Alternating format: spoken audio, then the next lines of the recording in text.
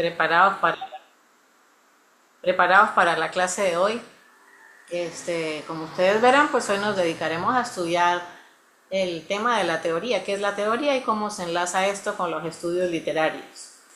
El texto no es complicado, el que les mandé a leer, el capítulo 1 de Breve Introducción a los Estudios Literarios de Jonathan Fuller. Y hoy vamos a comentar acerca de este tema, que a veces puede generar ciertas complicaciones, pero porque las tienes realmente. Bueno, entonces vamos a...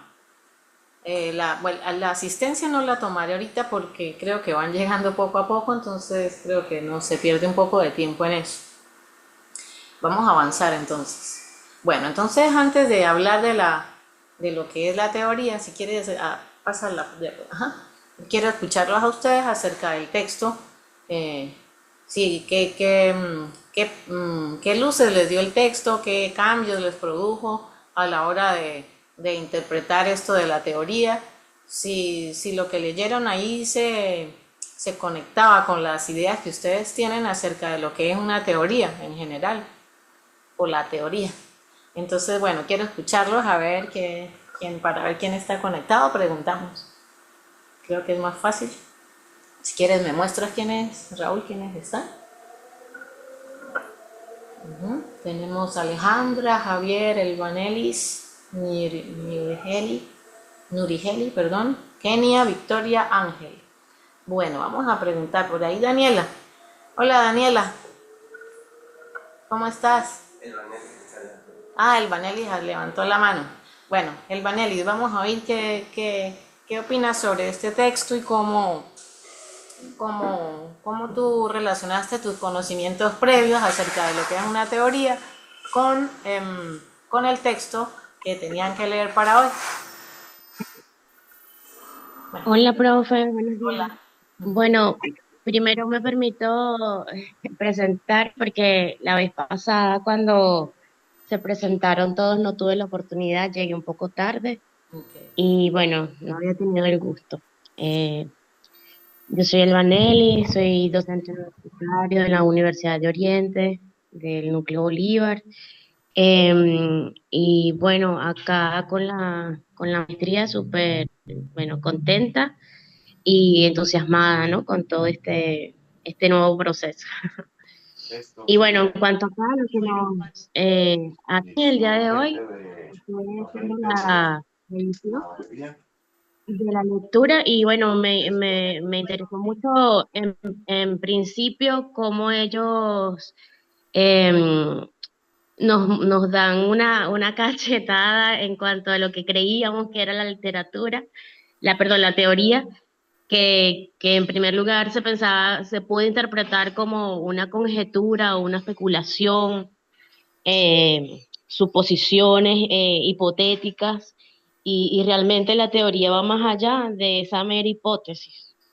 Eh, la teoría pues implica diversos factores que son complejos, que no son o que demuestran, vamos a decirlo, que no se demuestran o no se descartan con facilidad. Es lo que dice el autor al principio del texto. Y bueno, esa teoría produce efectos más allá de un ámbito original que al principio se pensaba, ¿no? Y bueno, más allá de eso, las teorías son textos de cualquier tema, desde lo más técnico hasta otras cuestiones de otros campos del saber, y que bueno, que a partir de allí esas teorías útiles a estudiosos de otras disciplinas. Y eso me pareció interesante porque a veces yo en mi caso particular pensaba que las teorías eran simplemente psicológicas, de la psicología o de la literatura. Entonces nos resulta que la teoría va mucho más allá de eso, y que es además interdisciplinaria, que puedes conectarla con muchas cosas. Em, Tengo acá unos apuntes em, que al final dice que pues además de ser interdisciplinaria, es analítica y especulativa. En cuanto a lo especulativo, intenta averiguar qué implica, ¿no? En un asunto, en una cuestión. Además es crítica porque nos pone a pensar en las nociones del sentido común y los conceptos que son o que considerábamos naturales y no lo son, a veces no lo son. También es reflexiva porque pues nos invita a reflexionar sobre las categorías que usamos para dar sentido a la literatura y también a otras prácticas discursivas. Entonces, bueno, eh, en general, pues la teoría pone en duda nuestro sentido común, cuestiona también esas nociones de ese sentido común que nosotros creemos tener. Ok, Y además intenta demostrar que lo que damos por sentado, lo que damos por seguro, son pues construcciones históricas o es el resultado de una construcción histórica. ok. Entonces, bueno, súper interesante todo este tema de la teoría. Bueno, Elbanelis, muchas gracias. Ya aclararemos algunos términos y cuestiones relacionadas con lo que estás mencionando. Si nos hiciste algún esbozo general del texto, vamos a oír brevemente a los otros participantes. ¿Quién seguía, Javier o Nazaret? Javier. Hola, Javier. Hola, buenos días. Buenos días. Sí, sí, está bueno está bueno porque viene sobre todo siguiendo esta línea que tenemos de la primera clase, ¿no? De entender o desentender un poco de qué es la literatura, ¿no? Eh, Como decía Elbanelis, este capítulo en particular, sobre todo nos invita a hacer una reflexión crítica sobre la manera en que leemos, ¿no? Cómo leemos, cómo interpretamos y sobre todo cómo o qué significados le atribuimos a eso que leemos, ¿no? Que tiene mucho que ver con lo que son las teorías psicoanalíticas o psicológicas. De hecho, es muy, muy similar y lo seguimos viendo en psicoanálisis. Esto de que siguen apareciendo teorías y que esas teorías están muy teñidas de cómo lo interpreta, quién lo interpreta, dónde lo interpreta, en qué época lo interpreta. O sea, vemos cómo no hay teorías o las teorías no son burbujas o no son entes cerrados o quísticos, sino que se van alimentando de todo el contexto, ¿no? Sí, Tanto interno, en el caso de la teoría literaria del lector, como externo de, bueno, aspectos políticos, aspectos sociales, aspectos incluso económicos. Entonces es interesante ver cómo el autor plantea esto, además de de la pregunta de siempre, ¿no? ¿Qué es la literatura? Que nos repite que no hay un marco único, una esencia única en cuanto a qué es la literatura, sino lo menciona como una especie de categoría cultural e histórica. Y eh, también nos lleva a pensar qué significa interpretar, ¿no? En nosotros en psicoanálisis, bueno, sí, la interpretación estamos muy acostumbrados a interpretar y siempre hacemos lecturas del discurso, que es algo importante también en este capítulo que nos invita a pensar que teoría literaria no solamente abarca la literatura como tal, sino abarca también lo que es el contenido de los discursos. Eh, digamos, valorar lo que, lo que es ese texto, un texto, para cada quien puede significar, ¿no? El sentido no está simplemente en el texto, sino que se produce la interacción entre el lector y, yo diría, el autor más que el texto, ¿no? Este, entre autor y lector.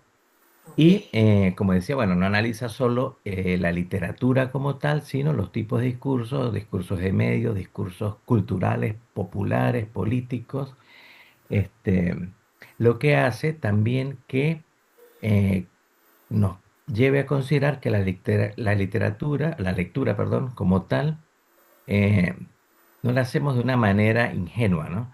O sea, no es inocente porque todos leemos, cada quien lee desde sus convenciones, expectativas y desde el modelo interpretativo que tiene cada quien, ¿no? Que, digamos, está formado por la base que tenemos social, cultural, familiar, comunitaria.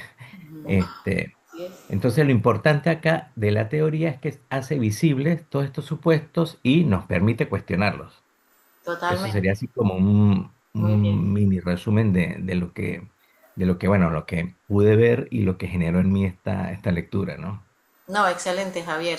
Has dado en un punto central de este tema porque precisamente las teorías o estos modelos implican un modo de leer específico que viene influenciado, como tú lo decías, por distintos factores.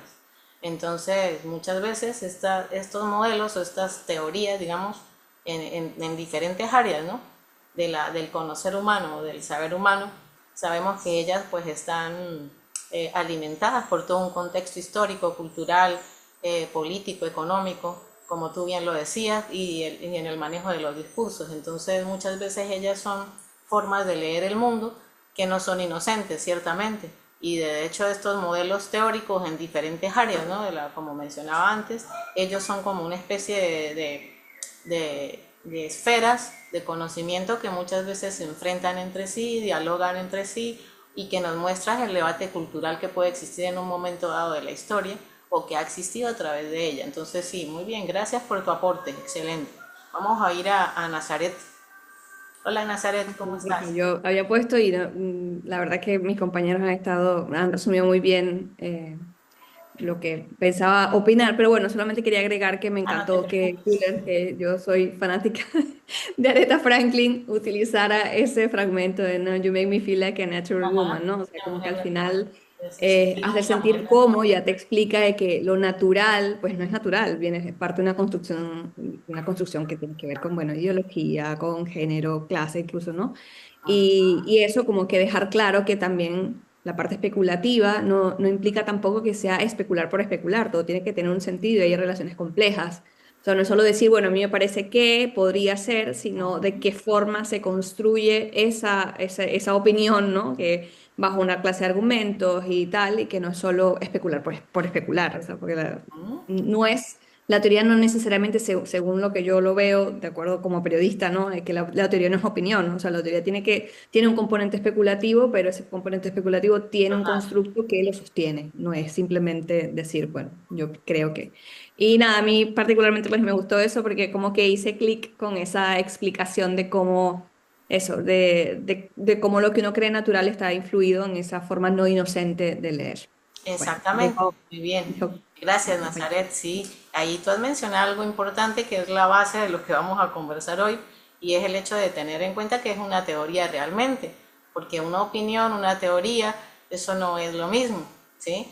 Como el autor nos presenta al inicio del texto, que él hace una comparación entre una conversación de unas personas que hablan, no, no, yo tengo la teoría de que fulanito de tal, no sé qué, está liado con tal y por eso con aquella chica no o algo así. Eso no es propiamente una teoría. Una teoría pues ya tiene una estructura específica, tiene una fundamentación, tiene unas hipótesis que la conforman, pero esto es un todo organizado, ¿sí? Que tiene una finalidad y que tiene cierto sustento. Y eso es lo que vamos a estudiar más adelante. Entonces sí, muchas gracias. ¿Alguien más quiere participar? Pues, o pasamos ahora sí. Bueno, es importante que lean los textos porque, pues, si no, la conversación pues no se hace muy rica, ¿no? Y realmente en los textos es donde está toda la esencia de lo que conversamos aquí. Y realmente no les he mandado tanto, ¿no? Ha sido muy poquito. Bueno, vamos a escuchar a otra persona.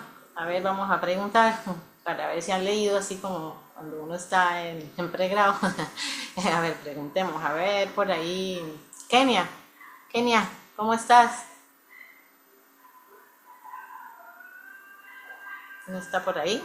Ángel, Ángel Torres. Ángel, ¿estás por ahí? Por ahí veo tus buenos días. ¿No? Yoli, Yoli, ¿estás presente? Yoli, hola. Creo que te di clase en pregrado, si mal no recuerdo. Ah, ok. Bueno, vamos a seguir entonces porque, bueno, no creo que no hay mucho feedback solo por hoy. Vamos a ver más adelante. Bueno, sigamos ahora sí, Raúl, gracias, hacia la siguiente diapositiva. Bueno, entonces tenemos que hay que partir de una diferenciación importante para entender qué es la teoría y otras fases del quehacer humano relacionadas con ella. Esta división la hace Aristóteles, lo que es la teoría, la poiesis y la praxis. Entonces estas son como tres fases, como decía, del quehacer humano y el quehacer relacionado con el conocimiento. Entonces tenemos por una parte que la teoría, pues, que viene de una raíz griega, teorem, que significa observar, ¿sí? Observar la realidad. Entonces, ¿qué es realmente una teoría? Una teoría viene siendo como un constructo en el cual, a través del cual uno quiere comprender la realidad, los fenómenos que se dan en la realidad. Esos fenómenos son de diversas clases, pueden ser desde fenómenos naturales hasta fenómenos sociológicos, económicos, etcétera, de distintas clases. Pero la esencia de la teoría es esa necesidad de buscar la verdad y de una forma, si se quiere, conceptual, ¿sí? Entonces, para eso, pues parte del pensamiento especulativo, pero entendiendo la palabra especulativo que viene de especulo, que significa pues, ver, mirar, y que tiene que ver con la palabra espejo, ¿sí? Ver, mirar la realidad, observar la realidad, y tiene que ver con la palabra espejo también, ¿no? Entonces, ese pensamiento especulativo realmente, en el sentido más estricto, significa, como ese deseo de yo encontrar a partir de la lógica, del sistema de pensamiento racional, tratar de entender y de ver y mirar la realidad, ¿sí? Pero a través del pensamiento lógico, ¿sí? Ese sería el pensamiento especulativo como tal, ¿no? Entonces, ¿qué sucede? Que la teoría vendría siendo un sistema lógico que se establece a partir de observaciones, de axiomas y de postulados, ¿sí? Entonces aquí ya tenemos varios elementos. Tenemos observación de la realidad, que para eso pues hay distintas formas de observar la realidad y de registrarla, que la ciencia tiene. Tenemos también los axiomas y los postulados, que ellos se derivan también de estas observaciones, ¿verdad? Y de ciertos estudios ya más determinados. Y obviamente de una lógica interna para poder, de la lógica natural, para poder observar cómo deducir un funcionamiento de un fenómeno, ¿verdad? Pero entonces, ¿qué pasa? Que la teoría busca afirmar supuestos. ¿Qué quiere decir eso? Que las teorías son modos de ver esa realidad estructurados con axiomas, con postulados, con hipótesis dentro de ellas, que buscan afirmar cómo sucede algo, pero que no son definitivas. No son definitivas. Es decir, uno puede conocer una teoría sobre la creación del universo, la teoría del Big Bang o la teoría creacionista u otras teorías, y estas simplemente son un sistema lógico que a partir de observaciones, de ciertas hipótesis, de ciertas comprobaciones, pero que no son últimas, nos intentan decir cómo surgió el universo, pero que no están comprobadas del todo. Están ahí y es lo que se cree, pero ellas son modificables, es decir, puede aparecer otra teoría que la modifique, puede generarse otra teoría a partir de esa, y así sucesivamente. Entonces, la teoría tiene que ver con la búsqueda de la verdad, pero una búsqueda estructurada a partir de razonamientos lógicos y de sustentos que vienen también del pasado, ¿no? Sustentos teóricos anteriores, pero que no son cerradas, porque la verdad, pues, el tema de la verdad es un tema complejo, y no hay verdades, no se puede hablar de la verdad, de repente hay verdades, no hay verdades últimas, o las verdades son modificables, ¿no? Ese es un tema complejo, pero que está muy relacionado con esto de las teorías. Entonces, tenemos que tener presente eso, que sí, son modos de entender la realidad, pero que no son cerrados ni definitivos, ¿sí? Y que ellos responden propiamente a momentos históricos. Y muchas veces estas formas de ver la realidad se enfrentan entre sí y nos muestran como los puntos de vista que hay en un momento dado de la cultura para entender los fenómenos que nos rodean. Entonces, esa es una parte, ¿sí ven? Eso es como más conceptual, si se quiere, una parte de entender una realidad, es la teoría, la teorización, y es conceptual. Por otro lado, tenemos la poiesis, ¿sí? La poiesis, fíjense la palabra, ¿no? La palabra tiene que ver si ustedes ven, pues se relaciona con la palabra poesía, que la palabra poesía viene de ahí, de poiesis, o la poética también le llaman. De hecho, pues le llaman también poiesis a esos procesos que se dan en nuestro cuerpo, o la médula espinal, para la creación de células sanguíneas, por ejemplo. Poiesis, ¿ven? Porque tiene que ver con creación. La poiesis, poesía, poética, eso tiene que ver con la creación de algo. Entonces, aquí ya estamos en otro terreno, que sería el terreno del producir un objeto, ¿sí? En este caso, en el campo de la literatura, bien podemos hablar de la obra en sí. Entonces, la obra en sí es un proceso de poiesis, es el crear algo, ¿sí ven? Tenemos por otro lado otra parte del conocimiento que está relacionado con el ejecutar del conocimiento, que es la praxis, ¿no? Entonces aquí ya estamos en la cuestión de la acción, cómo resolver problemas de manera práctica. Entonces, esto todo lo podemos relacionar con cualquier área del conocimiento. Con el caso de la literatura, fíjense ustedes que tenemos ciertos modelos teóricos que intentan comprender el hecho literario o lo que es la literariedad. Hay unos modelos que tienen como sus focos en determinadas partes, como decía por ahí el compañero Ángel, que pues cada uno de esos focos mira lo que quiere mirar, dependiendo de sus circunstancias y de, bueno, la ideología que lo sustente. Entonces están esos modelos que me permiten abordar lo que se ha creado, ¿sí? Un objeto que ha creado un autor, ¿sí? En cualquiera de los géneros literarios. Entonces tengo ese modelo que me permite mirar y observar ese objeto que se ha creado, ese corpus que yo tenga o ese texto que yo tenga que yo quiero analizar, ¿sí? Pero fíjense que yo tomo un modelo que es como un modelo que vendría siendo una lupa, que esa lupa tiene cierto color determinado que me va a permitir ver lo que yo quiera ver en ese texto, ¿sí? O verlo de cierta manera, ¿sí? Dependiendo del modelo. Entonces, ¿qué sucede con la praxis? Dirán ustedes, bueno, tenemos una teoría que es una especie digamos, ¿cómo se llama? Telescopio o de microscopio para observar algo.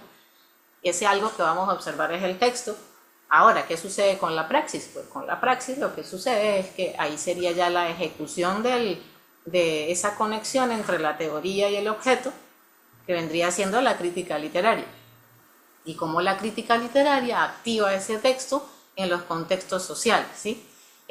O sea, lo inserta en la sociedad, lo activa para que tenga, si se quiere, una función, ¿sí? Porque pues recordemos un poco que a veces la literatura no tanto hay que conceptualizarla, sino saber cómo funciona y qué hace en la sociedad. Entonces, ¿qué pasa? El crítico literario estaría en el terreno de la praxis. Fíjense, tenemos por una parte teóricos de la literatura, que son los que intentan diseñar esos modelos en función de sus ideologías, de sus momentos históricos. Tenemos por otro lado el texto y tenemos por el otro lado la praxis, que sería ¿qué? La ejecución o la acción del crítico literario, que conecta a través de esas interpretaciones de los textos, conecta el texto en el entorno social, en el circuito social, ¿sí? Lo inserta a través del canon, de abrirlo al público, de interpretarlo, de relacionarlo con otros textos, de abrirlo, si se quiere, hacia las comunidades, ¿no? Y que bueno, que este tema de la crítica literaria ahorita está en un punto muy, muy particular de la historia de la crítica de la literatura, pero eso lo conversaremos en la próxima clase. Bueno, avancemos un poco. Bueno, aquí tenemos que hay muchas teorías, ¿verdad? Tenemos la teoría del caos, tenemos la teoría de la relatividad general, allá a la izquierda, abajo, donde está el planeta Tierra. Bueno, esa es una imagen relacionada con la teoría de la relatividad general desarrollada por Albert Einstein a principios del siglo XX. Tenemos la teoría del caos, aquí la teoría conductista del perro de Pavlov, y tenemos teoría del caos, también conocida como el efecto mariposa. Tenemos la teoría de Darwin, más arriba de la evolución de las especies. Entonces, pensemos en esto que es tan interesante y veamos cómo esas teorías pues, nos muestran una forma de percibir nuestra realidad. Una forma en la que nos quiere decir cómo funciona el mundo. Pero estas teorías, ellas no surgen de manera aislada, ellas surgen en respuesta a teorías anteriores. Por ejemplo, en el caso de la teoría de la relatividad general de Einstein, y ustedes ven ahí que la Tierra, y que hay una malla, ¿no? y que cada objeto produce un efecto sobre el espacio-tiempo y lo ondula, ¿sí? Entonces, ¿qué sucede? Que esa es una teoría que pone en duda la teoría de la gravedad de Newton, por ejemplo, ¿sí? Entonces, ¿qué sucede? Hay una teoría que es la teoría de la gravedad desarrollada por Newton y que funciona dentro de los entornos más cercanos, ¿sí? Dentro del planeta Tierra, pero luego Einstein, partiendo de estudios anteriores, desarrolla una lógica en la que a través de axiomas y también en el caso de él, de fórmulas, en las que él desbanca esa teoría y construye una nueva. Entonces, ¿qué es lo que sucede aquí? Que se está buscando la verdad, pero para buscar la verdad hay escaleras o hay, digamos, unos sustratos, más bien serían unos sustratos a través de la historia que permiten que la verdad vaya aflorando. Esto no significa que esta teoría sea la última, porque siguen naciendo nuevas teorías y siguen dándonos como más luces sobre lo que es nuestro universo y cómo funciona la gravedad, por ejemplo, ¿sí? Igual pasa con las demás, pero lo importante que ustedes entiendan aquí, que bueno, yo sé que lo entienden, es que ellas no son cerradas, ellas siempre están abiertas, ellas no son categóricas, no nos están diciendo esta es la única verdad y es lo único que existe, no, sino que ellas son parte de un proceso de búsqueda del entendimiento de los fenómenos, pero que no son propiamente opiniones sobre cómo funciona el mundo, no. ¿Qué vas a decir, Raúl? No, Ángel quiere participar. Ah, ok, Ángel, Adelante. que yo no veo aquí. Hola, ¿qué tal? ¿Se me escucha? Sí, claro, hola Ángel. Hola, buenos días. Disculpe que no pude contestar ahorita. Venía en la calle y venía escuchando la clase. Hay un par de cosas que quería comentar que me llaman la atención. La primera es que quizás yo tenía entendido que en el mundo en general de la academia, el conocimiento, sobre todo de las ciencias como las conocemos, las hipótesis son las que no están comprobadas y las teorías son las que están comprobadas, ¿no?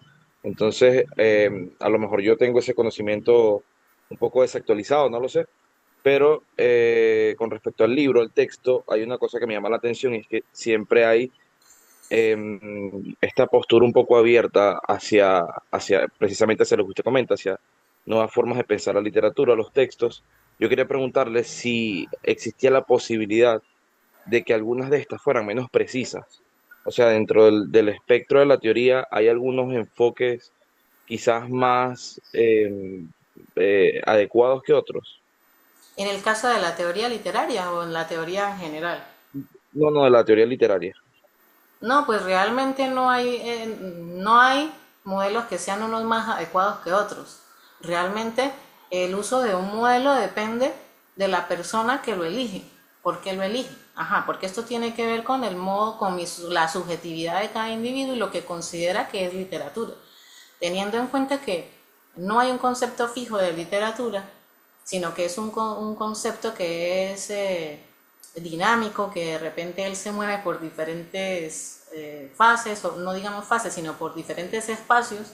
Como no hay una definición de ese objeto delimitada, es lo que quiero decir, así también existen modelos variados para poder observarla. Entonces, no es que haya un modelo mejor o peor, eso depende de la persona y lo que quiera ver en el texto. Ajá, un ejemplo. Si yo creo que la literatura es una forma especial del lenguaje, como pensaban los formalistas rusos, y yo creo que eso para mí es la literatura que lo diferencia de otros discursos, pero sabemos que todo eso tiene su parte coja, ¿no? Lo analizamos en la clase pasada. Supongamos que yo pienso que a mí me parece que sí, que la literatura es una forma especial del lenguaje, que no se presenta y que tiene, o sea, sus maneras de expresión particulares y que tiene su énfasis en el uso de ese lenguaje. Si yo pienso eso, yo creo que eso es literatura que haré, que seguramente cuando yo vaya a abordar un texto literario, yo busque o mire ese texto a través de la lupa del formalismo ruso o de repente del estructuralismo. Entonces yo empiezo a observar dentro de ese texto cómo se maneja el lenguaje, cómo se utilizan los recursos, cómo se genera el discurso, qué relaciones hay dentro del propio texto como un todo orgánico, cómo se relacionan sus partes, etcétera, ¿sí? Entonces eso dependerá de lo que cada individuo piense que es literatura. Ese es un problema que tiene esta área del saber, porque el objeto no está delimitado.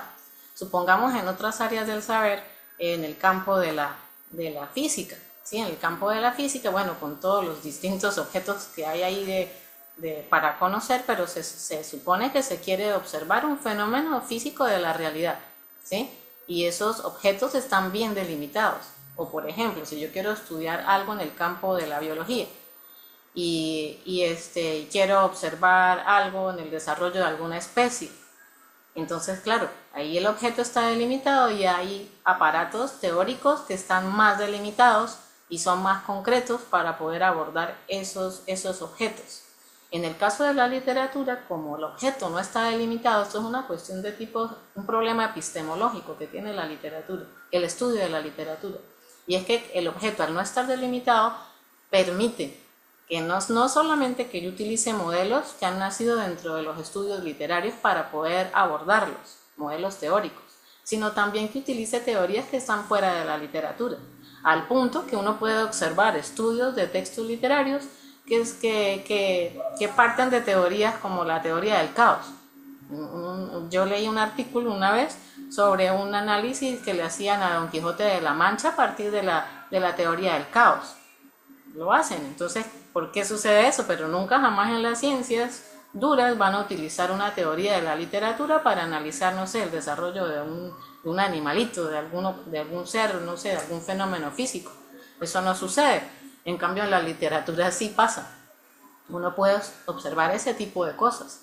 O uno puede observar teorías que provienen del campo de la sociología, del psicoanálisis, de la economía, y las usan para analizar elementos en el texto literario. ¿Pero por qué las usan para analizar el texto literario? Porque precisamente ese crítico, digamos, ese estudioso de la literatura, quiere ver esas cosas en ese texto. Depende de lo que yo quiero ver, porque las teorías son modos de leer.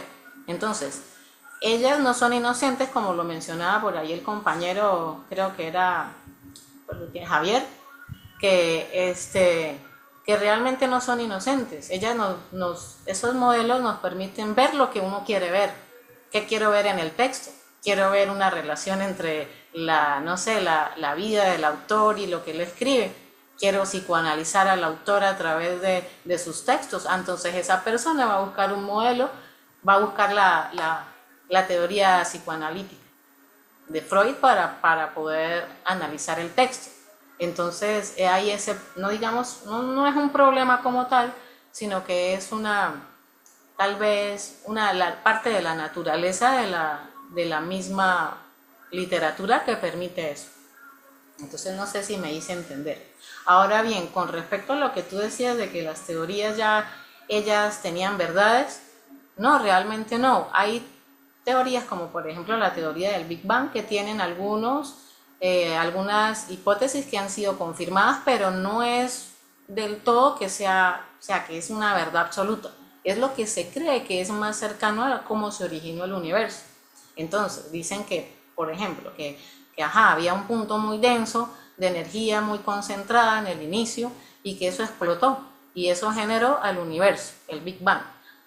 ¿Qué sucede? Que en la actualidad pues esos científicos de esas áreas, ellos observan que el universo se sigue expandiendo porque tienen ciertas pruebas acerca de que sí, hay una expansión del universo, pero a ciencia cierta no está comprobado como tal, así que de forma tajante, que eso es real, es una teoría. Puede surgir una modificación, una nueva teoría, de hecho hay otras teorías, y, y ellas no son cerradas ni son auténticas, son completamente verdades puras. Ahora, ya cuando se genera una ley, ya la cosa cambia. Cuando hay una ley matemática, una ecuación específica que me dice cómo funciona algo, entonces ya esa teoría genera una ley y ya ahí la cosa cambia. Ya no es teoría, ahora es ley. Y esa ley me funciona para generar otro tipo de conocimiento u otras teorías. Bueno, entonces sigamos adelante. ¿Alguien más quería decir algo? Ajá, por aquí hay unos comentarios. Daniela dice, es que las teorías además van a ser aplicables según el objeto de estudio a los fenómenos que se desea comprender.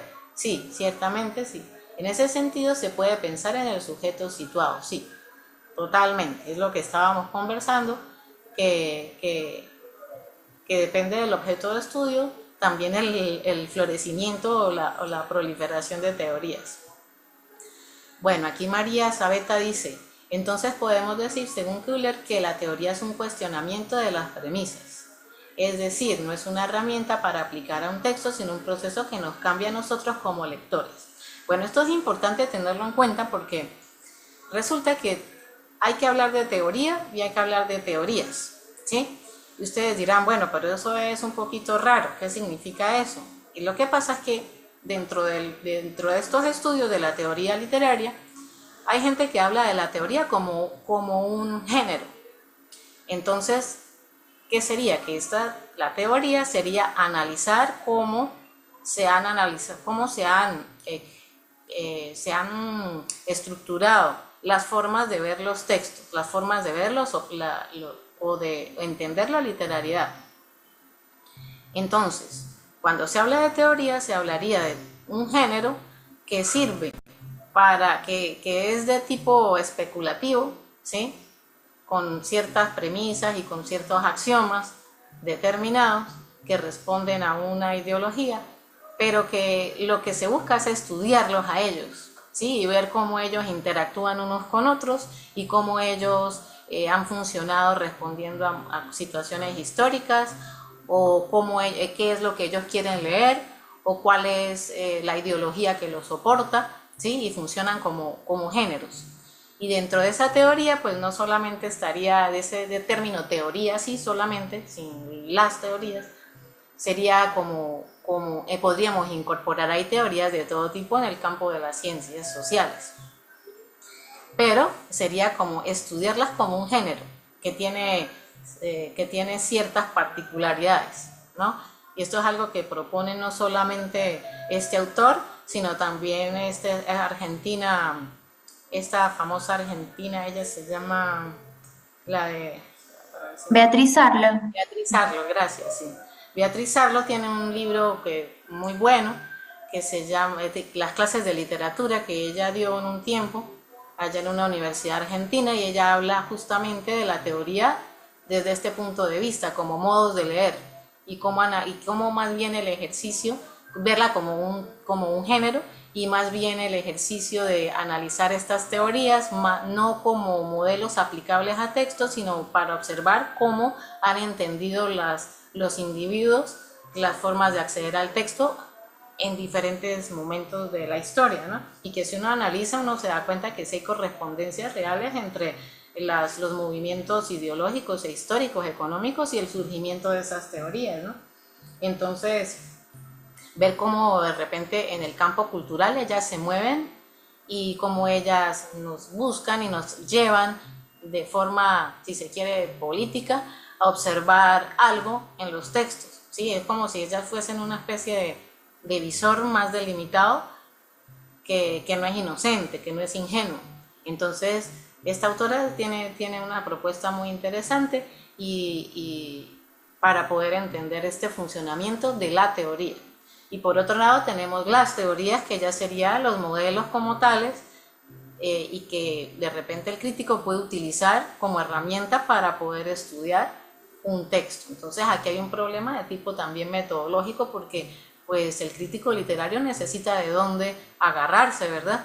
Entonces hay que verlo de dos modos y hay que tener conciencia que yo tome una teoría para abordar un texto, hay que ser consciente de que esa teoría tiene un trasfondo político, ideológico, que me va a llevar a verlo si determinadas cosas en un texto, no todo, sino ciertos aspectos que yo quiera ver ahí. Para darles un ejemplo, a ver, si yo tengo intereses para observar cómo la realidad se representa en la literatura, supongamos que mi idea es esa, yo creo que la literatura es un reflejo de la realidad y que ahí se representan fenómenos sociales dentro de los textos. Entonces, si yo tengo esa idea, ¿qué pasará? Que yo buscaré alguna teoría que esté de acuerdo con eso, o bien buscaré teorías de tipo social, de tipo económico para poder analizar eso, en el caso o los estudios culturales, que podría ser bien el caso. Entonces ver cómo, por ejemplo, es el tema del feminismo en tal novela, en tal época, entonces yo me pongo a estudiar ese tipo de aspectos sociales o políticos dentro de esa obra. Entonces, para yo poder hacer lo que hago, que tomo teorías que bien vengan de otras áreas, o como hacen los estudios culturales,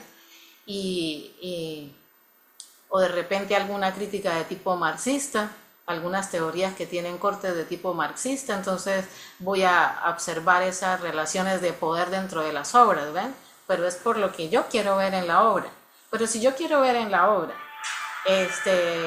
el tratamiento de la ficción y la realidad, pues no voy a tomar esa teoría. Si yo quiero ver cómo se genera el discurso, o por ejemplo, cómo se relaciona ese texto con textos anteriores o textos contemporáneos, ya no utilizaré esa teoría, buscaré otro tipo de teorías.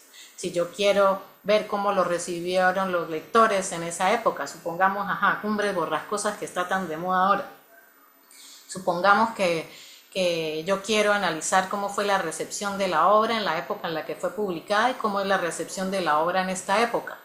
Entonces, ¿qué sucede? Que yo voy a utilizar teorías que tengan que ver con la relación del texto con la sociedad, o sea, teorías de la recepción. ¿Sí me hago entender? Que eso depende, es de lo que yo quiera ver y que no es tan libre, porque uno siempre ve lo que quiere ver en la realidad, dependiendo de lo que yo tengo en mi pensamiento, en mis ideas, en mi concepción del mundo. Y así pasa con los textos, yo voy a buscar en ellos lo que yo quiera ver y por tanto utilizaré teorías o sustentos teóricos que se correspondan con ello, porque realmente un objeto como la literatura y todas sus manifestaciones permiten, justamente por lo que son tan oscuras, permiten todo esto, permiten que se vea en ellas casi cualquier cosa. Bueno, entonces, ¿alguien más quiere comentar algo? Sí. Daniela. María está haciendo una pregunta. María. Daniela. A ver, como dice María, como dicen vulgarmente, las cosas serán según el cristal con que se miren. Pues sí, aunque suene así tan simple, realmente sí. María Sabeta dice también, entonces podría hablarse de sesgos a la hora de abordar un texto, totalmente. Aunque lo pueda negar a otra persona, yo particularmente pienso que siempre hay sesgos a la hora de interpretar algo. Porque, como dicen por ahí, dependiendo de nuestro modelo del mundo. Exactamente, dependiendo de nuestro modelo del mundo, porque realmente todo está sesgado, porque todo está mediado por quienes somos y por nuestra vida en particular, lo que hemos vivido, lo que hemos aprendido, nuestro contexto. Entonces, hasta en las ciencias duras, hablando ya en el campo de temas como la física cuántica, hoy se sabe, o se está estudiando, digamos más bien, que la influencia del observador cambia lo que sucede a nivel cuántico. Entonces, y que han hecho experimentos para asegurar esas ideas. Entonces, si es así en esos campos, ¿cómo no lo va a hacer en campos en fenómenos de tipo social? Pues aún más. Bueno, vamos a ir a Daniela. Estaba pensando que la teoría es una herramienta para sustentar el pensamiento crítico, ¿no? Y ahorita se me vino a la mente un recuerdo que me enterneció un poco, porque hace unos años, muchos, hace como 15 años, que una de las autoras que más leía era Isabel Allende, coincidió con que me topé en la televisión con un documental que hablaba de Harold Bloom. Y lo recuerdo vagamente, pero sí me acuerdo que en el documental se decía que él desdeñaba de la literatura de Isabel Allende, que no le parecía que ella fuera una escritora. Y me acuerdo que en ese momento me impactó mucho porque era lo que más leía. Es más, todavía tengo casi todas sus obras y en su momento las aprecié mucho. Entonces pensaba en esto, ¿no? De cómo es tan necesario el pensamiento crítico y en definitiva ir moviéndose en las teorías para poder también defender lo que son los gustos literarios o lo que puede influir una autora o un autor en una época. Esto que usted decía, profesora, con los estudios culturales, que yo estoy formada en estudios latinoamericanos, tiene una intersección muy interesante la literatura, igual que con los estudios etnológicos, ¿no? A mí me parece que es muy valioso verlo desde ahí, porque si no podríamos entonces también perdernos mucho, incluso a nivel lingüístico y de lenguas, de lo que puede ser una obra literaria o no. Sí, sí, totalmente, es así, ahí es un tema complejo y bueno, tú mencionabas a Harold Bloom, ese lo leeremos más adelante en relación a la temática del canon, que también tiene mucho que ver con esto. Y sí, bueno, esto es una cuestión bastante difusa, como ustedes verán, y que lo que hace es generarnos más preguntas, como siempre les digo en las clases. Aquí no hay verdades absolutas, sino simplemente más preguntas que nos van a surgir y muchas más preguntas acerca de uno cómo realmente lee la literatura y qué lee en ella, y que lo hacen cuestionarse a uno a sí mismo y cuestionar el tema de la objetividad y de las subjetividades, que ese es un tema muy, muy en boga últimamente, bueno, en las últimas décadas. El tema de las subjetividades y cómo las subjetividades influyen en toda esta concepción, en estos análisis de las producciones culturales. Bueno, sigamos. ¿Alguien más quería? El Vanellis había hecho un comentario allá. El Vanellis arriba. Depende también de nuestras concepciones previas. De allí las teorías van a ser aceptadas en mayor o menor grado, exactamente. Sí, habrá unas que se rechacen, otras que no, dependiendo de cada persona. Bueno, vamos a seguir adelante con las diapositivas. ¿Qué hora es? 9:25. Bueno, entonces aquí tenemos lo que estábamos conversando previamente como para delimitar un poquito los conceptos. Entonces tenemos que primero hay una hipótesis, ¿verdad? Antes de la teoría hay una construcción de hipótesis que ellas pues sí responden también a estructuras, ¿no? Lógicas. No puede ser cualquier tipo de suposición, ¿no? Entonces una hipótesis es una proposición provisional porque ella puede ser falseable o verificable, o es una presunción que requiere verificarse, o sea, es una idea que se tiene, una presunción acerca de un hecho, ¿verdad? Pero que busca ser verificada o ser falseada, ¿sí? Entonces, claro, ya tiene varios aspectos, y es que la hipótesis tiene que estar fundamentada, no nacida así de buenas a primeras, y que tiene que ser novedosa. Entonces, claro, esto es en el campo de las ciencias más estricto, ¿no? En el campo de la literatura uno también se hace hipótesis cuando aborda un texto. Uno puede construir esas hipótesis del texto. Primero uno lo lee y uno se hace unas hipótesis. Uno dice, bueno, en este texto hay tal aspecto, en este texto hay tal situación, por esto y por esto. Y claro, tiene que ser una suposición que no sea común, ¿sí? No es que yo voy a leer Doña Bárbara y voy a hacer la hipótesis de, en este texto se ve la lucha entre la barbarie y la civilización. No, ¿sí? Y uno quiere fundamentar eso a través de estructurarlo en una proposición escrita, en un proyecto, en una tesis que yo vaya a desarrollar y que vaya a sustentar teóricamente y vaya a mostrar los análisis del texto. Pero ¿de qué serviría?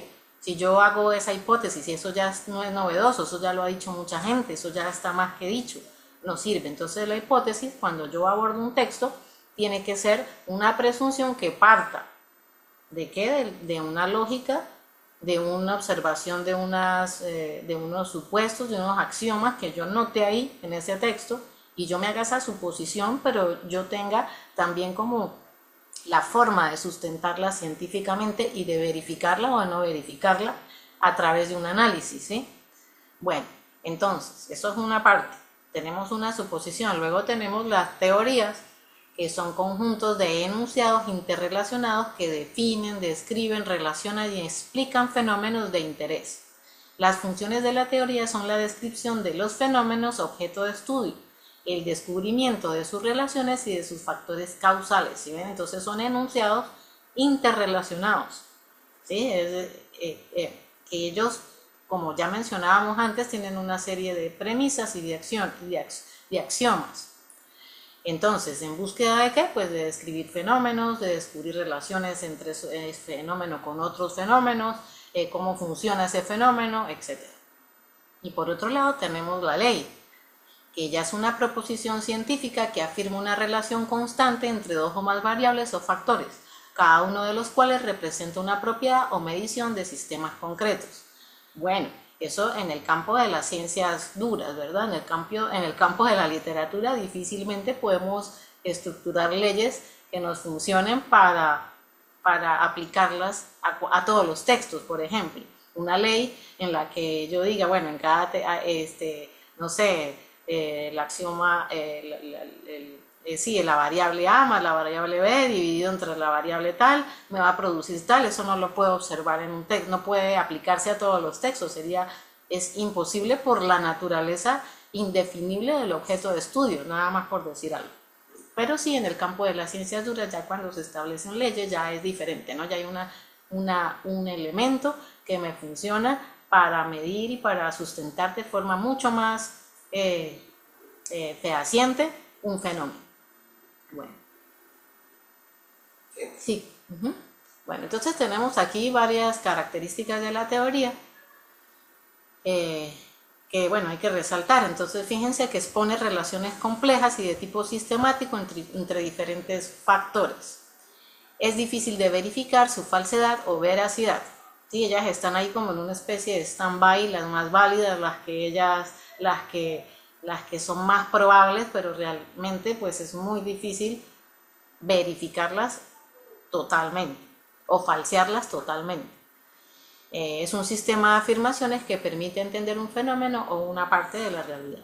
Se producen a partir de la observación, la experiencia o el razonamiento lógico, ¿no? Porque en el caso de la literatura, fíjense que las teorías que han surgido a lo largo de la historia, ellas surgen de la observación del texto, y ya veremos ahorita con los ejemplos que nos presenta el autor en el texto que tenían que leer, o bien del razonamiento lógico. Otra cosa importante es que las teorías no son evidentes, ellas lo sacan a uno de lo que decía el autor, Jonathan Kohler, es que ellas no son evidentes, ellos nos sacan de la zona de confort en la que uno, a través de la que uno observa la realidad. Entonces una teoría nos hace ver el mundo de otra manera, una manera inesperada, una manera en la que uno dice, oye, sí, creo que hay otra forma de ver el mundo, abre el mundo, ¿sí? Un ejemplo, pensemos en las teorías de los universos paralelos, la teoría del caos, la teoría de la relatividad general, las teorías cuánticas. ¿Qué sucede? Que ellas no son evidentes y que ellas nos muestran otras formas de mirar el mundo a las que no estamos acostumbrados, porque ellas, cada vez que nace una o que se desarrolla una, abren el mundo un poquito, el universo se abre un poquito, de lo que no conocemos se abre un poquito. No son evidentes, por tanto. Y obviamente son modificables, esto ya lo expliqué en otro momento. Bueno, más adelante. Bueno, entonces aquí volvemos a darle vueltas un poco al mismo punto, pero es el hecho de que, fíjense, ¿qué son las teorías? Son lupas a través de las cuales yo miro un fenómeno para poder entenderlo, ¿sí? Entonces, hay teorías que funcionan para cada tipo de persona. No son, ellas son como muy adaptables a quien uno es, ¿sí? Bueno, podemos seguir adelante. Entonces tenemos aquí algo que mencioné anteriormente, que en el texto él propone. Entonces él habla de la teoría en general, como conjunto de textos no articulados que producen efectos más allá de su ámbito natural. Ajá, entonces eso sería la idea, esa sería la idea de observar la teoría como género. Entonces son un conjunto de textos que tienen ciertos elementos en común que ellos, una de sus particularidades o de sus características es que ellos producen efectos que nacen más allá o que salen más allá de su ámbito natural. Fíjense ustedes, una teoría como la teoría del caos que pudiera yo, que se abre y que puede llegar no sé, a permitirme mirar dentro de la literatura algún fenómeno o dentro de otro tipo de saber, pero que ellos van más allá de eso. Las mismas teorías literarias, también ellas pueden producir efectos más allá de su ámbito natural. Un ejemplo, tenemos las teorías de Gerard Ginet, ¿sí? Él es estructuralista y Gerard Ginet, él trabaja con el campo de la narratología, ¿sí? Entonces, él ha desarrollado esas teorías en el campo de la narratología y fíjense que esas teorías han funcionado para entender el cine, por ejemplo, ¿sí? Que muchas veces los estudiosos, los críticos del cine, ellos observan algunos, ¿no? Utilizan estos conceptos desarrollados por Gerard Ginet para entender una película, conceptos como por ejemplo la diégesis, las analepsis, las prolepsis, los tiempos con respecto al tiempo interno de la historia y el tiempo del lector, entre otros aspectos que él desarrolla. Entonces eso es lo que quiere decir este autor cuando nos dice que la teoría produce efectos más allá de su ámbito natural, ellas se salen, así como dentro de la literatura podemos utilizar teorías de tipo sociológico, económico, psicoanalítico, etc. Y por otro lado, pues tenemos la teoría literaria en sí, que ya son los estudios sobre la naturaleza de la literatura, los modelos, que hemos nombrado modelos, y los métodos para su estudio, que pues ellos son necesarios, aunque sabemos su naturaleza, digamos, ya ideologizada, pues son necesarios para poder abordar un texto. ¿Cómo abordamos un texto sin teoría? ¿Cómo hacemos una tesis de maestría sin teorías? No podemos, necesitamos esos modelos, pero elegirlos con conciencia. A veces uno puede llegar al momento de hacer su tesis de maestría y uno no saber qué teorías voy a usar para yo poder analizar esto, qué hago. Pues hay que pensar qué es lo que yo voy a ver en ese texto, qué es lo que yo quiero ver en ese texto, qué es lo que yo quiero comprobar que existe en ese texto. ¿Y cómo lo hago? Pues yo busco las teorías que me funcionen para eso. Si ya estén dentro de los modelos de la teoría literaria o fuera de los modelos de la teoría literaria. ¿Qué es la moda? ¿Cuál es la moda ahora? La moda es que se buscan teorías ajenas a las teorías literarias. Si uno observa las tesis de los últimos años, bueno, el profe Camilo creo que me puede secundar más en eso, esas tesis están más rondando el campo de los estudios culturales que utilizando teorías propias de los estudios literarios. Entonces uno ve que utilizan a Michel Foucault, que utilizan no sé, qué sé yo, tantos autores que hay, al mismo Freud, bueno, infinidad, cualquiera de estos, a Derrida, bueno, cualquiera de ellos, pero que son ajenos al campo de la literatura. ¿Ven? Entonces, eso es la moda ahora. Es raro encontrarse tesis en donde uno observe el estudio propio del lenguaje o de cómo son la organización interna del texto, cómo son el tratamiento del discurso propio e interno del texto. Eso es más raro verlo ahora, porque esa es la tendencia que hay ahora. ¿Por qué? Bueno, eso responde a nuestro momento cultural, precisamente. Bueno, sigamos adelante. Bueno, entonces aquí el texto nos habla de los efectos de la teoría y que esto es algo muy interesante y que yo creo que es lo más bonito del texto, y es el hecho de que la teoría en general, las teorías y la teoría en general, también las teorías y la teoría nos pone en duda el sentido común. las ideas que son de sentido común sobre el significado, la escritura, la literatura o la experiencia. Entonces, abordar la teoría nos permite justamente tratar de ver también de otra manera, que se sale del sentido común, de lo que yo creo que es, acerca de problemas que puedo encontrar dentro de un texto. Entonces, me pone en duda lo que yo ya tengo planteado, lo que yo ya creo. Es decir, que me abre el sentido. Por otro lado, nos lleva a cuestionar las premisas o los supuestos más básicos en el estudio de la literatura y perturba todo lo que se puede haber dado hasta ahora por sentado, ¿sí? Entonces, por ejemplo, preguntas como ¿qué es el significado? ¿Qué es un autor? ¿Realmente existe el autor o es una máscara? ¿Quién es el que narra y quién es el que escribe y quién es el que está detrás del que escribe? Todas estas temáticas tan interesantes. ¿Qué es leer? ¿Qué modos de leer existen?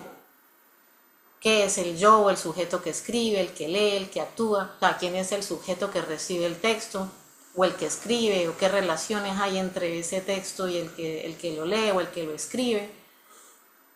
¿Qué simulaciones hay dentro de esos procesos? ¿Qué relación hay entre los textos y las circunstancias que los producen? ¿Por qué se producen? ¿A qué responde? ¿Qué dinámicas económicas puedan existir detrás de los textos que están más en boga en un momento? Bueno, todo ese tipo de preguntas que van naciendo también la teoría nos ayuda si la leemos con pensamiento crítico, no recibiéndolas como así de forma muy, muy pasiva, sino que nos lleva a replantearnos realmente qué es leer y cómo esa gente que ha desarrollado esos modelos ha pensado en eso. ¿Qué es leer para ellos? ¿Qué es el significado para ellos? ¿Qué es la literatura para ellos? Analizar los modelos desde ese punto de vista. Y teniendo esa conciencia, con esa conciencia, entonces yo ya puedo elegir mi modelo, sabiendo eso, para poder analizar el corpus que yo vaya a analizar en mis trabajos de la maestría o en el desarrollo de su tesis de grado. O sea, hacerlo con conciencia, no porque es lo que encontré sin tener como el análisis de lo que realmente esa teoría me está haciendo ver en el texto, ¿sí? Y que no es inocente, que ella está mediada, que ella está llena de un montón de filamentos de tipo ideológico. Ajá, bueno, podemos avanzar. Bueno, entonces tenemos aquí una lista de teorías de las más famosas para que ustedes vean esos modelos, más o menos los que se han desarrollado. Está el formalismo ruso, que como les comentaba en la clase pasada, pues ahí inicia de forma más estructurada y ya de forma más metódica el estudio de la literatura. Tenemos postformalismo ruso, estructuralismo francés, la nueva crítica norteamericana, el postestructuralismo, la teoría semiótica, la teoría de la recepción, bueno, entre otras. Pero fíjense que ya más o menos más o menos desde los años 70, 80 para acá, empieza a haber esa dilución, esa disolución de las teorías, así como modelos, y empieza a moverse los estudios de la literatura hacia teorías ajenas, ¿sí? Entonces ya hoy en día es difícil hablar de una teoría como tal que se esté generando en este momento, porque es más bien el uso de las teorías y de la teoría para poder abordar el texto. Ajá, seguimos adelante. Bueno, entonces aquí hablemos, estas son citas tomadas del texto de Jonathan Kuller, que son importantes para entender la teoría como género. Entonces, nombre que ha pasado a designar aquellas obras, o sea, la teoría como género, aquellas obras que han supuesto un reto a la forma de pensar más común en campos de estudio diferentes a los que en apariencia les son más propios. Esta es la explicación más sencilla de que convierte a un texto en teoría. Las obras que se consideran teoría producen efectos más allá de su ámbito original. La teoría, en este sentido, no es un conjunto de métodos para el estudio literario, sino una serie no articulada de escritos sobre absolutamente cualquier tema, desde las cuestiones más técnicas de filosofía analítica hasta las diversas maneras en que se ha pensado y se ha hablado de nuestro cuerpo. El género teoría incluye obras de antropología, cinematografía, filosofía, filosofía de la ciencia, estudios de género, historia del arte, historia social de las ideas, lingüística, psicoanálisis, sociología y teoría política y aún mucho más, ¿sí ven? Entonces, es una serie de escritos que simplemente nos permiten pues, abordar un discurso, ¿sí? Bueno, entonces, esto ya lo habíamos conversado, ahora vamos a ver eso, cómo el autor nos lo presenta con dos ejemplos, ¿sí? Y aquí podemos ver cómo se va manifestando, cómo se generan esas teorías, de qué maneras podrían generarse esas teorías. Y tenemos por un lado pues que el autor nos presenta ahí en el texto a dos autores, a dos señores que bueno, se mueven también entre varias áreas, como es el caso de Michel Foucault, que pues el filósofo, historiador, sociólogo y psicólogo francés. Y ven que ya ellos se mueven como por diferentes áreas, ya no son como centralizados, no solo filósofos, sino que es de todo un poco, ¿no? Entonces, bueno, esta figura muy importante en el pensamiento del siglo XX que tiene mucho que ver con movimientos sociales actuales que uno piensa que son tan así, nacieron así de la nada, como por ejemplo los movimientos de LGTBA+, ¿sí? Todos estos movimientos o todas estas cuestiones con respecto a la identidad, hasta los mismos, ahorita los Terian, aunque uno se ría de eso, pero esto está muy anclado, este pensamiento de Michel Foucault. Si uno lo analiza muy bien, todo esto del percibirse de una manera de otra, o de la cuestión de los géneros fluidos y todo eso está muy asentado en este pensamiento. Entonces, vean que estas teorías no son tan, o sea, tienen unos efectos realmente, no solo la cultura las produce, sino que modifican la cultura también. Bueno, entonces, este filósofo admitía, sin embargo, entonces él se admitía a sí mismo, todas esas denominaciones tenía, ¿no? Pues filósofo tal, pero él arqueólogo del saber, en su empeño por explicar la cultura desde lo más profundo. Su vida académica e intelectual estuvo asociada a un permanente compromiso frente a las exclusiones y las discriminaciones de la sociedad que le tocó vivir: presos, enfermos mentales, homosexuales, inmigrantes. Entonces, claro, Michel Foucault era homosexual y eso es importante tenerlo en cuenta porque él estuvo muy metido, o sea, experimentó la discriminación y experimentó muchas veces lo que él nos lo explica aquí el autor, es una de las teorías, el hecho de que a partir del siglo XIX la homosexualidad era una condición del ser. Antes era una práctica, antes del siglo, según él, ¿no? Antes del siglo XIX era una práctica, simplemente la persona practicaba la sodomía, por decir algo, ¿sí? Pero luego él dice que a través de los discursos en los que participa precisamente la literatura, esto se convirtió la homosexualidad en una condición del ser. Es decir, usted es homosexual, no es que practica la sodomía, ¿sí? Bueno, entonces el texto que nos muestra aquí Jonathan Kohler nos habla cómo Michel Foucault, a partir de sus análisis de los discursos y de esa revisión arqueológica de los discursos, él llega a estas conclusiones.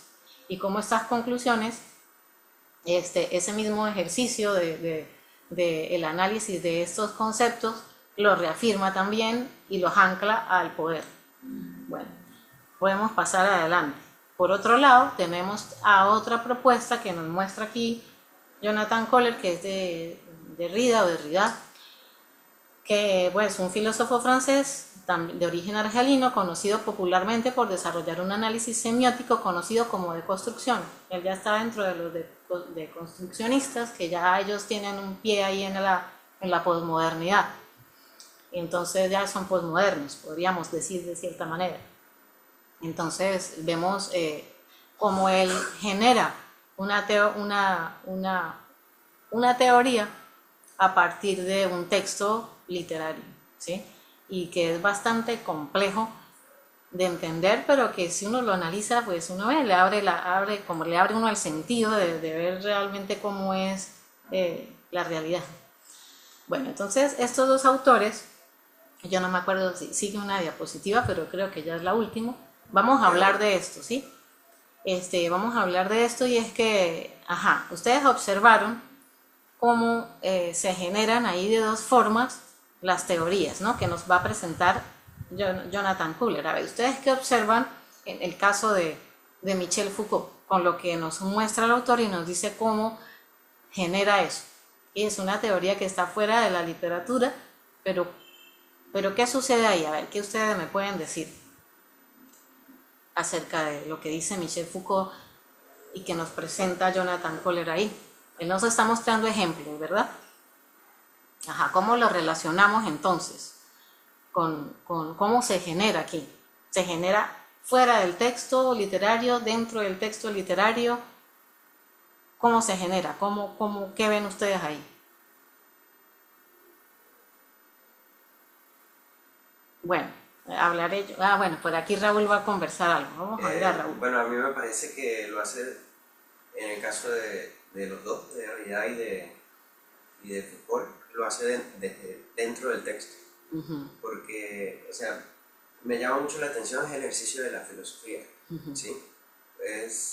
Creo que por eso puede responder a esa tendencia que usted está marcando de que las últimas tesis las ve más multidisciplinarias, pero inclinadas hacia la filosofía. Yo creo que la filosofía está como agarrando, según lo que dice usted, está agarrando como más fuerza y está abordando otras ciencias, otras ciencias de estudio. Y por eso, justamente por eso, me parece que se hace desde dentro del texto. Porque son filósofos y el ejercicio de la filosofía es como una conversación a lo largo de la historia continua, ¿no? O sea, un filósofo empieza a hablar sobre un filósofo anterior de él y así sucesivamente. Ok, sí. A lo largo del tiempo. Gracias, Raúl. Pues sí, lo que pasa es que, fíjense ustedes, aquí tenemos como dos vertientes. Y en el caso de Derrida, si vemos como, ustedes observen cómo él genera una teoría a partir de un texto, ¿sí? De las Confesiones de Rousseau. Y él toma de ese texto, él observa dentro del texto algo que se genera, ¿sí? Pero él lo extrapola y lo saca a un pensamiento de tipo filosófico en el que nos dice que los reflejos de algo o los sustitutos de algo son más importantes que el algo o que me delimitan el algo. Claro, esto es un poquito difícil de entender, pero vamos a recordar lo que nos dice Derrida.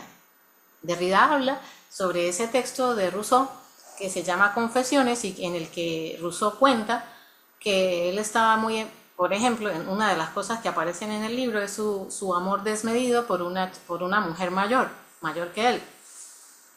Y entonces, en el libro, él dice que él, cuando ella no estaba, él veía las cosas que ella había tocado y él las agarraba y sentía que ella estaba en esa cosa. Si ella había tocado un vaso o una copa, él tomaba la copa y sentía que ese era el sustituto de ella, ¿sí? Él la leía a través de un sustituto, que era a veces hasta más importante que ella en sí, ¿sí? Igual pasa con el tema del cuento que él dice que la mujer a él hacía cosas tan locas y descabelladas como que, por ejemplo, estaba comiendo al lado de ella y dice, hay un momento, hay un pelo en ese bocado, y entonces ella lo escupe porque le da asco y él agarra el trozo y se lo mete en la boca y se lo come. Entonces, ¿qué sucede ahí? Que para él ese trozo que ha tocado la boca de esa mujer es el sustituto de ella. Y Pero ella está presente. Sí, y ella está presente en ese sustituto. Es más importante el mismo sustituto que la mujer. Entonces es como que él nos está diciendo que la realidad es eso. Y que el lenguaje es eso. El lenguaje es un sustituto, un complemento de algo, del pensamiento. Y la escritura es un complemento de la palabra. Y que ellas al final son un reflejo. Yo no tengo la realidad, lo real, lo concreto no lo tengo. Lo que tengo son sustitutos de la realidad, reflejos de la realidad. Claro, yo sé que esto es muy difícil de entender porque es sumamente abstracto, pero es lo que el autor nos está dando a entender, Derrida, cómo un texto literario genera la idea del original y el sustituto. ¿Qué es más importante, el original y el sustituto? A ver, vamos a entenderlo en algo más práctico. Supongamos un cuadro, La noche estrellada de Van Gogh. Todo el mundo lo conoce, pero lo conocemos a través de ¿qué? ¿De sustitutos o del original? ¿Qué es más importante? Los sustitutos, el cuadernito que tiene impresa el cuadro, el bolsito que tiene impreso el cuadro, la camiseta que tiene impreso el cuadro. La foto del cuadro. La foto del cuadro, exactamente. Entonces ellos son derivados de un original que se convierten, que vienen a tener mayor relevancia que el original que nunca lo hemos visto, ¿sí? Y que no lo podemos ni tocar ni tener.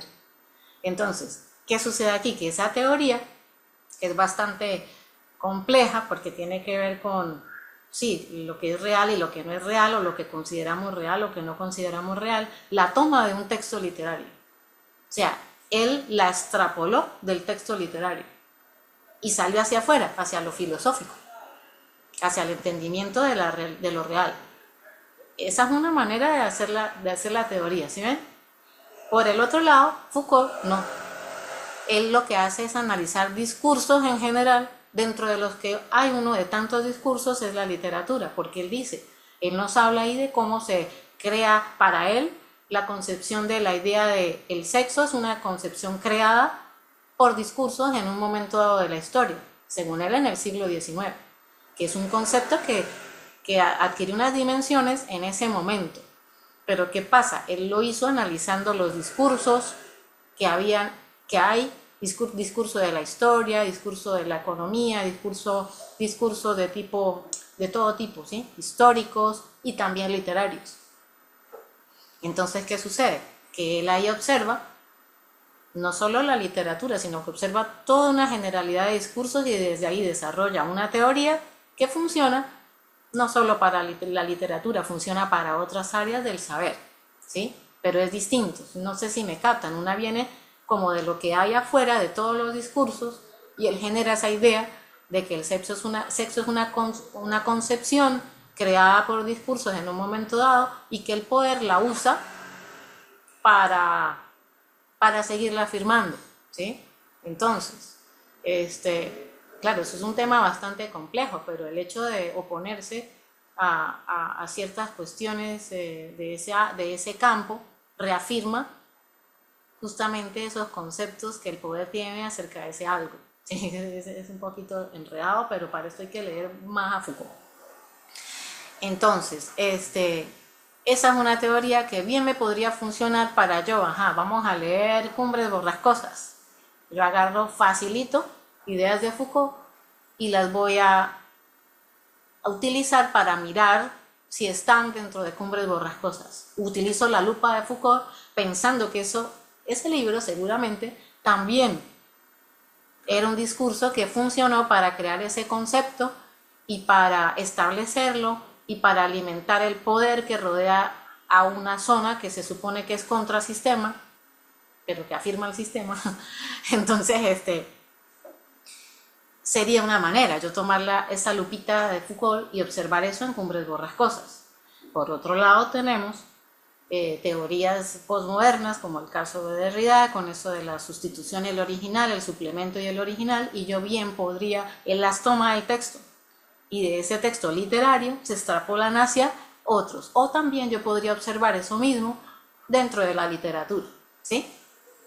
Entonces, por eso es que el autor nos está presentando esas dos vertientes para que veamos cómo se genera la literatura y cómo ella la teoría en los estudios literarios y fuera de ellos, y cómo se puede utilizar, cómo se puede generar y cómo se puede utilizar.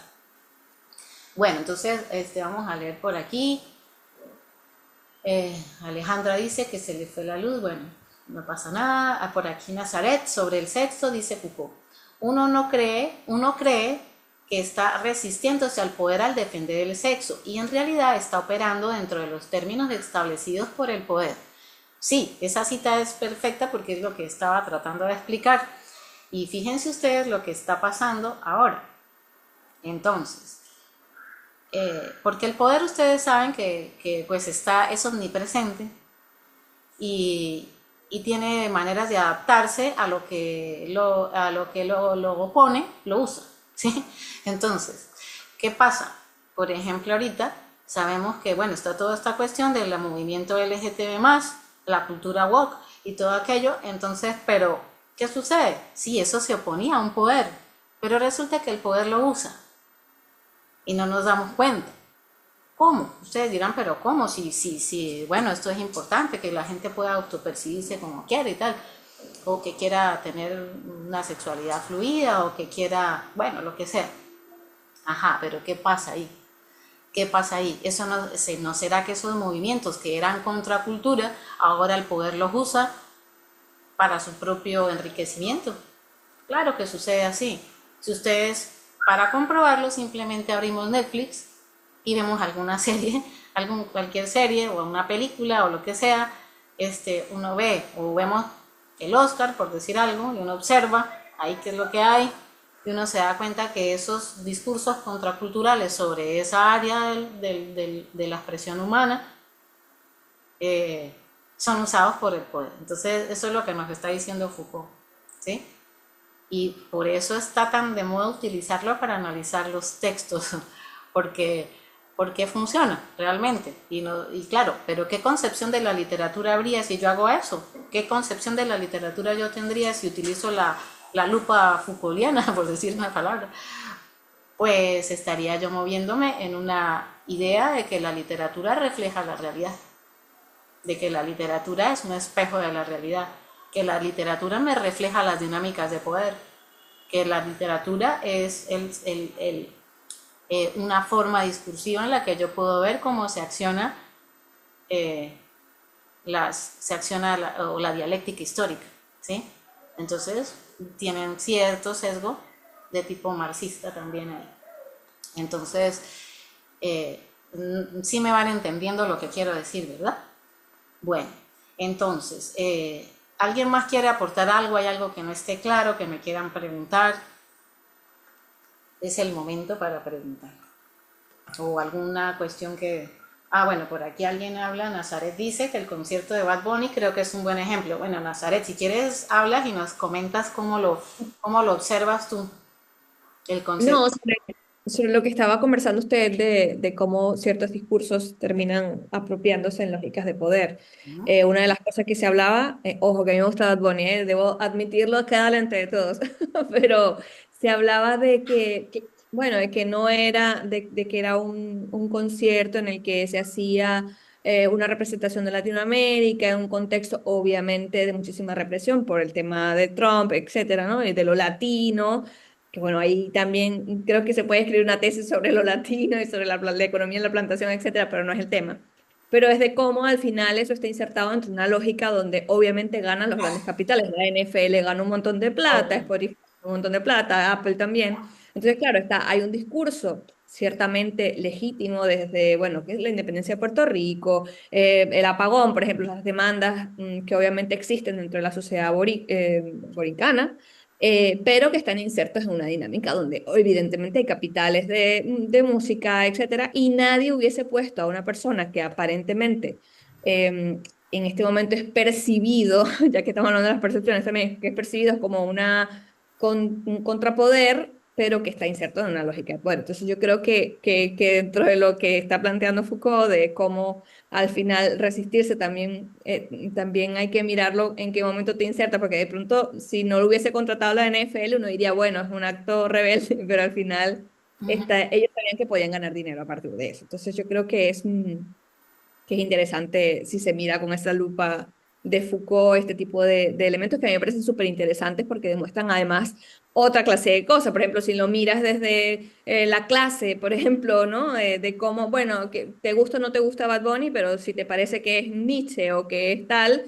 ahí hay un componente porque lo estás mirando desde una perspectiva de clase. Entonces yo creo que desde ese punto las teorías en general, sean literarias o lo que sea, nos permiten como entender desde dónde ves el mundo. Al final es un ejercicio de honestidad intelectual decir, bueno, lo tomo desde acá porque desde mi concepción, pues creo que está acá y tu lugar de enunciación también es importante al momento de mostrarlo. Yo creo firmemente que en la manera en que uno presenta algo, pues creo que es bastante honesto decir desde dónde lo estás contando y no creer que es ingenuo ni siquiera el posicionamiento de algo que pareciera no insertarse en lo político como la literatura, ¿no?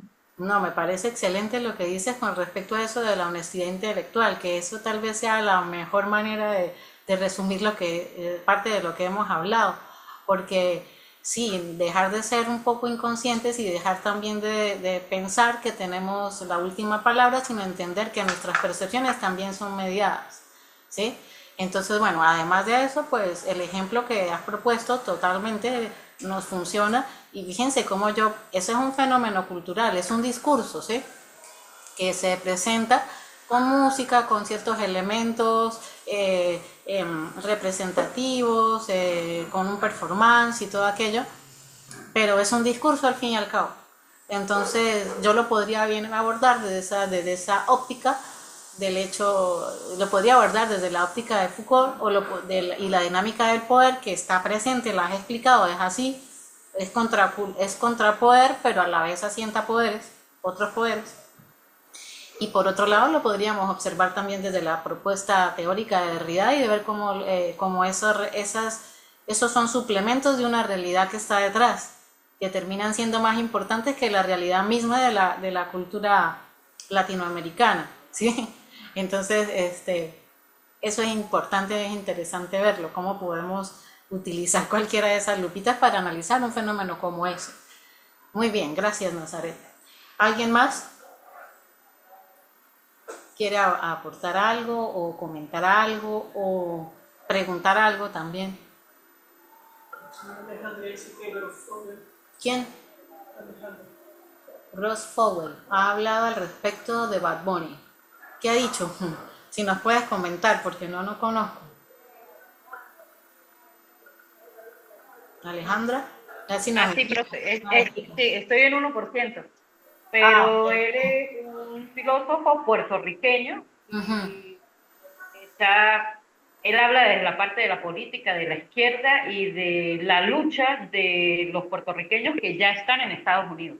En YouTube se consiguen los videos. Muy bien. Defiende esa posición porque sí, se generó esa idea o esa fake news en donde sí se llenaron de dinero y tal y yo no sé qué, pero los pobres pues él dice algunas cosas que de repente no se pueden decir muy abiertamente y cómo Bad Bunny pues se posiciona en este lugar. Es otra mirada, claro, de lo que se plantea allí. Claro, habría que analizar ese filósofo, cuál es la ideología que lo domina y entonces uno verá qué él opina desde esa ideología.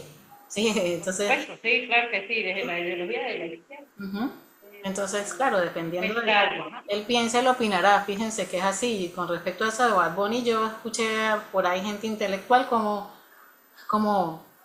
yo veía cómo analizaban la cuestión y todo está muy, muy mediado por las ideas tradicionales que tienen acerca de lo que es el arte y todo eso. Y es muy gracioso. Es sociólogo, profe, no filósofo, es sociólogo. Ok. Están diciendo que es sociólogo. Bueno, gracias, no lo conocía. Voy a mirar por ahí. Gracias, Alejandra. Bueno. ¿Alguien más? ¿No? Bueno, entonces, bueno, gracias por participar. ¿Falta una lámina? Ya va, para ver. Sí puede ser. Bueno, esto ya son como puntos que ya hemos comentado, pero quedan ahí en las láminas que se las paso por el grupo, les sirven para por ahí recordar.